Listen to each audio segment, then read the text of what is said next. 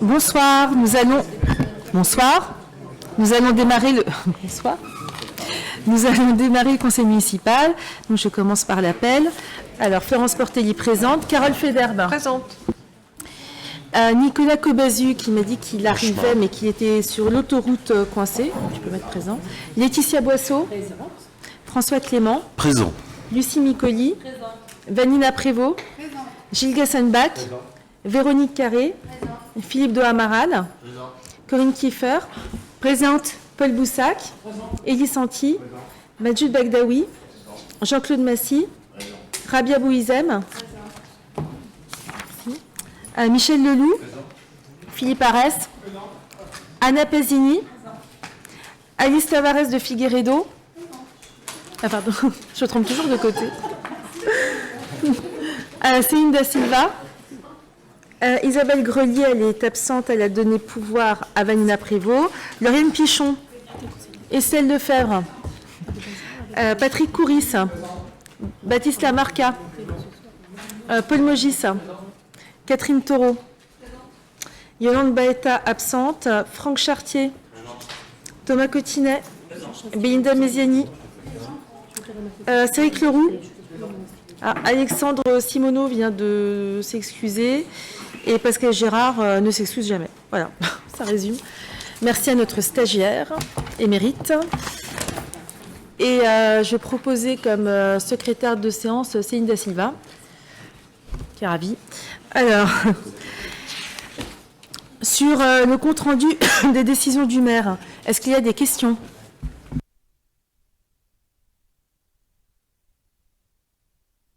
Non, alors pas de questions. Approbation du compte-rendu définitif du conseil municipal du 28 septembre 2023. Non plus, pas de... Il est approuvé, donc. Alors, nous allons passer au premier point, la modification de la délibération relative à l'actualisation de la taxe de séjour, Véronique. Oui, bonsoir à tous. Merci, Madame le maire. À compter du 1er janvier 2024, la préfecture et les services fiscaux nous demandent d'adopter des tarifs pour toutes les catégories d'hébergement et non pas seulement celles mentionnées dans le tableau. Nous devons donc modifier la délibération que nous avions votée en mai dernier et appliquer ces nouveaux tarifs. Nous devrons également adopter le taux de 5% au coût de la nuitée par personne dans les hébergements en attente de classement ou sans classement.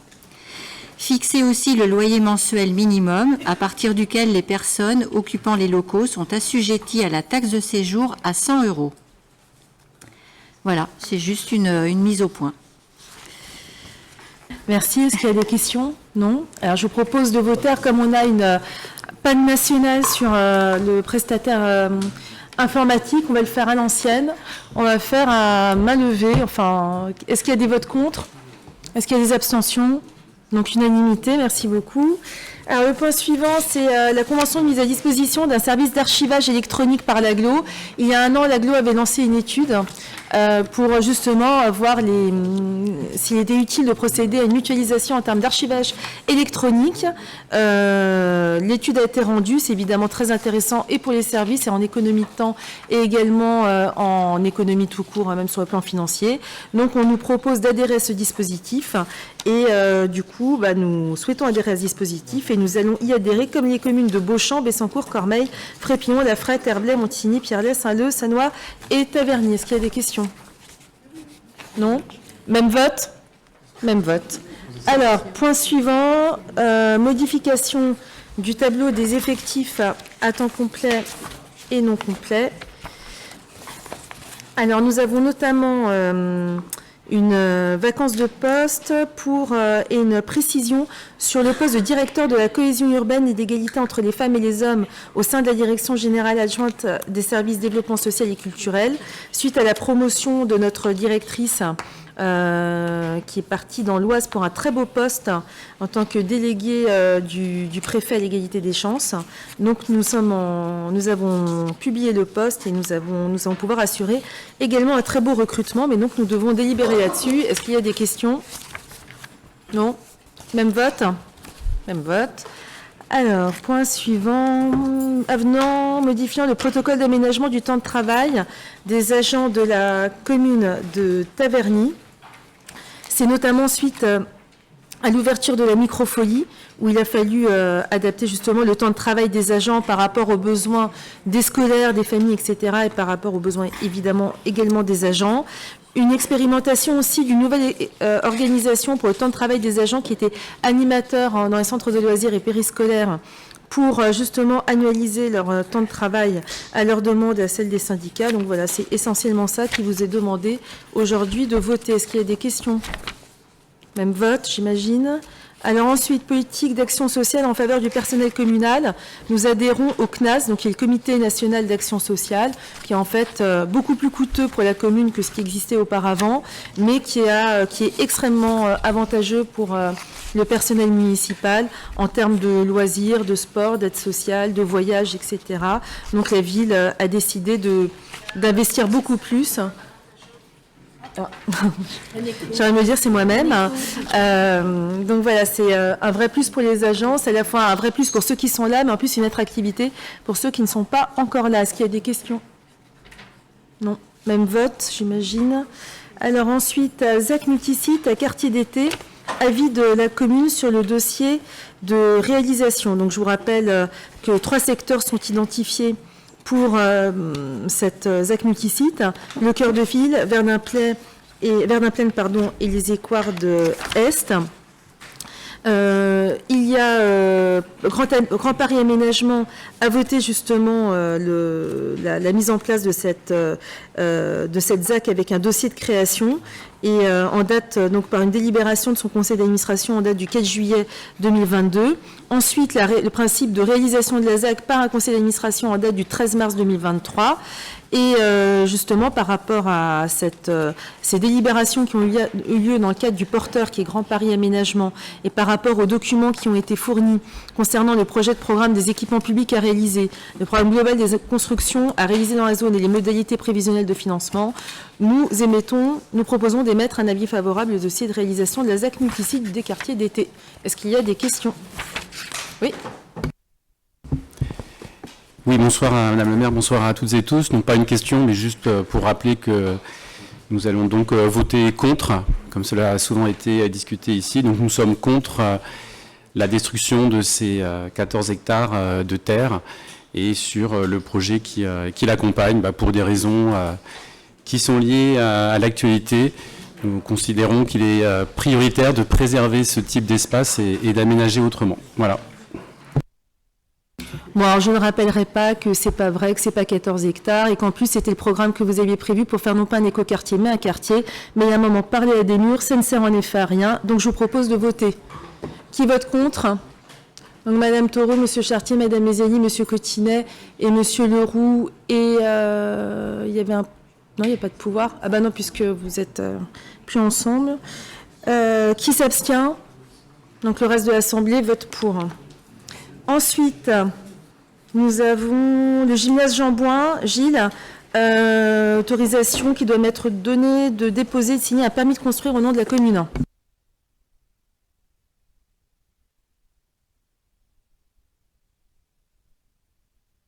À cet effet, la commune va déposer un permis de construire, plutôt que de conduire. Pardonnez-moi, je suis venu à pied, c'est pour ça. Va déposer un permis de construire pour la construction d'un nouveau gymnase de 3180 mètres carrés environ. Ça peut être 85 mètres carrés, c'est ça que ça veut dire environ, au lieu des places du gymnase actuel. Le dépôt de ce permis de construire par la commune de Taverny, représentée par Madame le maire, est soumis à l'autorisation du conseil d'administration. C'est ce permis que nous demandons au conseil de bien vouloir approuver en autorisant Madame le maire à le déposer. Est-ce qu'il y a des questions ? Non.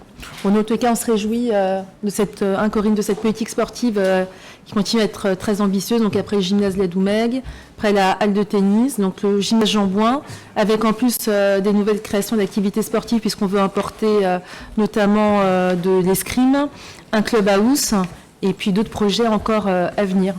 Oui, avec une salle de réunion, une salle de musculation, des vestiaires pour le foot, etc., etc.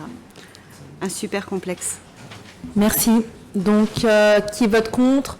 Qui s'abstient ? Unanimité. Merci beaucoup. Ensuite, nous avons Philippe, l'ouverture dominicale dans l'enseigne Picard pour l'année 2024. Oui, comme chaque année, donc nous avons des enseignes qui nous sollicitent pour les ouvertures de l'année suivante. Donc pour l'année 2024, nous avons donc reçu de l'enseigne Picard des dimanches d'ouverture. Donc le 8 décembre 24 aux horaires habituels, donc 9h, 12h45, etc.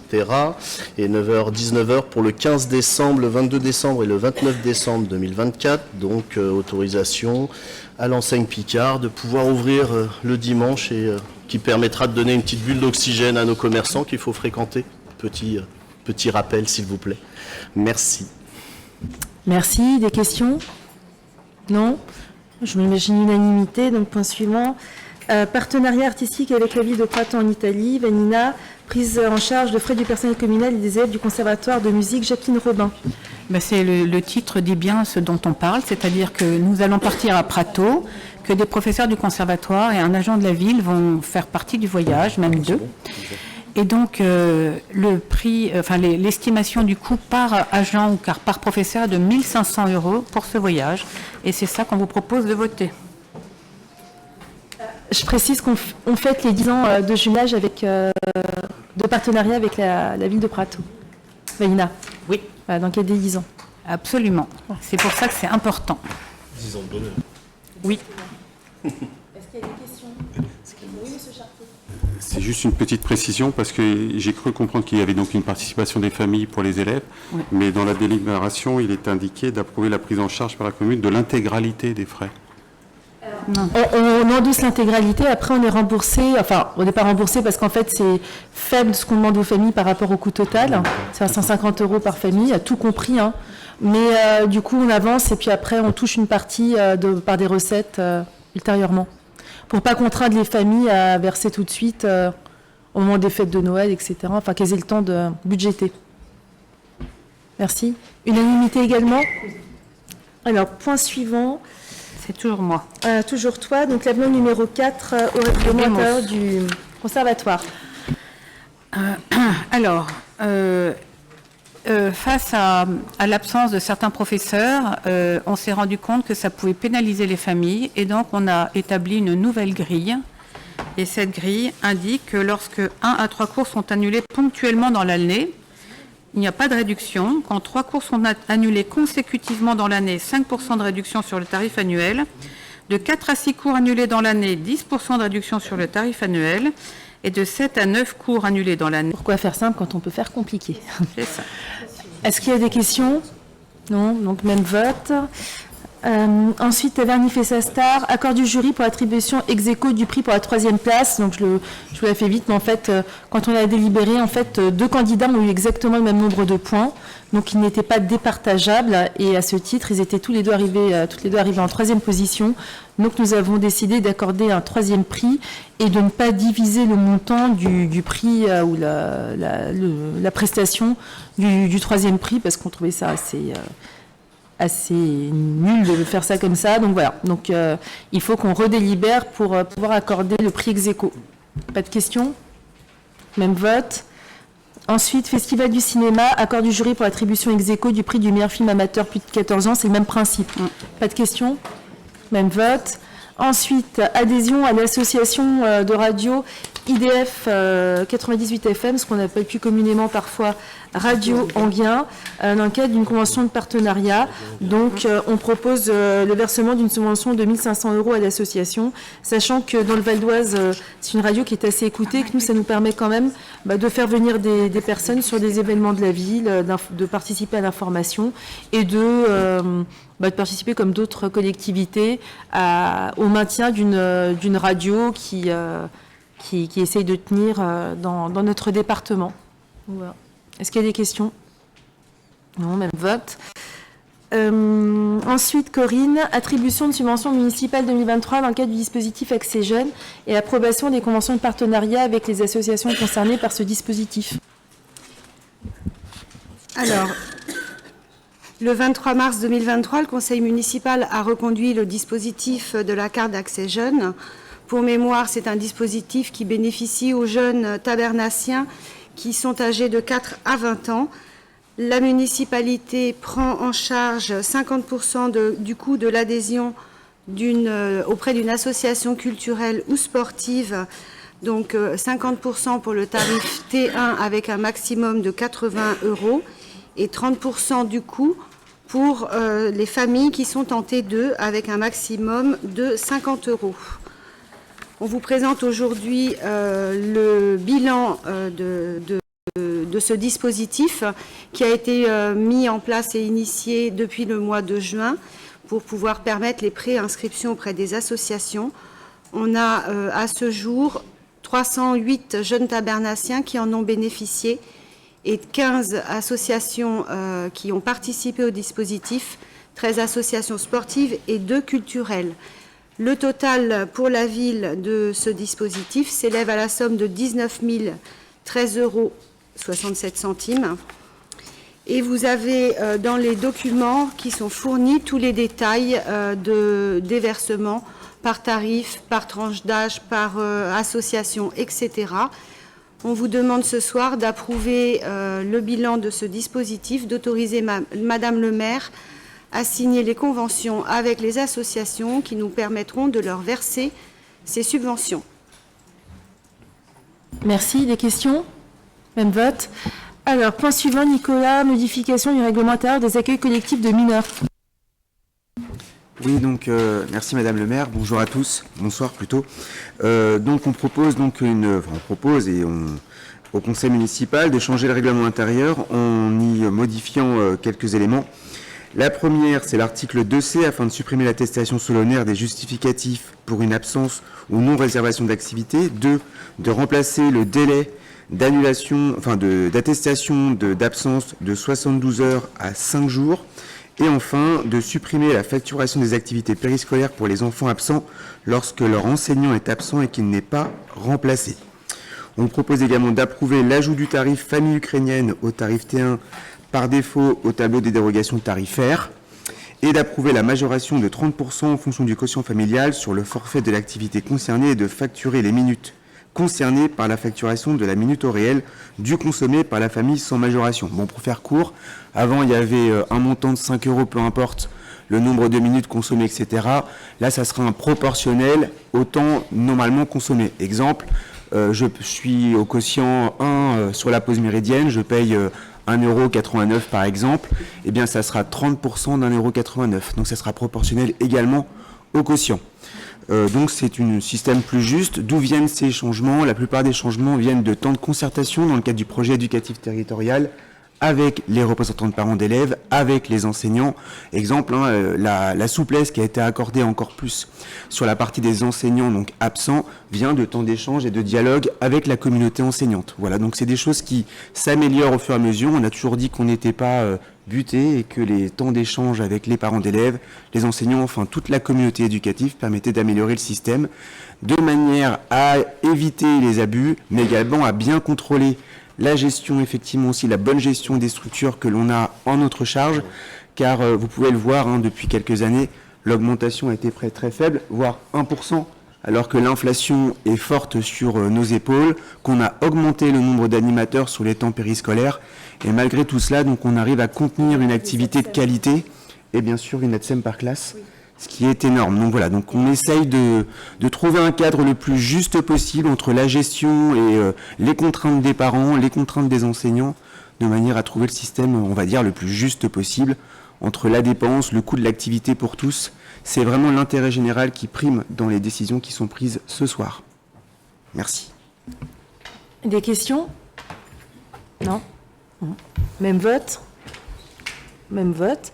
Alors ensuite, nous avons sur la restauration scolaire le principe de délégation de service public.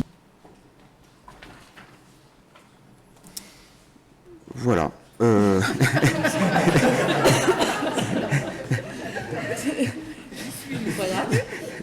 De toute façon, on en a parlé en commission. Est-ce qu'il y a des questions? Non, même vote? Très bien, voilà. Alors là, on a une série d'appels à projets. Vous en avez une dizaine. Donc, je vous propose, à chaque fois, on va voter un par un, mais de manière globale, les écoles ont des projets, la ville participe financièrement pour soutenir ces projets individuels aux écoles. Et d'ailleurs, on en a même parlé en conseil d'école.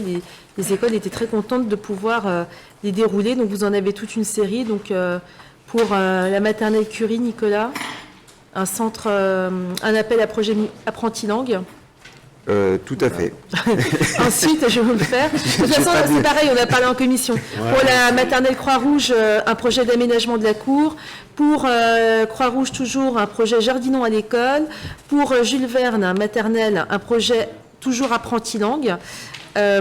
Pour la classe Foch, pour l'école Foch, une classe découverte vélo et activités nautiques. Pour la coopérative de l'école Foch, toujours dans le cadre d'un appel à projet, cette fois pour la randonnée vélo et équitation, non pas vélo et activité nautique, mais là vélo et équitation.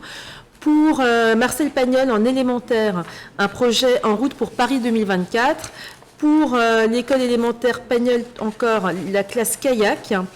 Pour l'école élémentaire Pagnol, encore la classe découverte Saint-Cyr. Pour l'école élémentaire Verdun, une classe sport, un projet pour une classe sport et handicap. Très bien. Oui, très bien, Madame Boisseau, je suis d'accord. Pour l'école Louis Pasteur, un projet autour des danses urbaines et qui en même temps qui fait lien entre la culture et les Jeux Olympiques.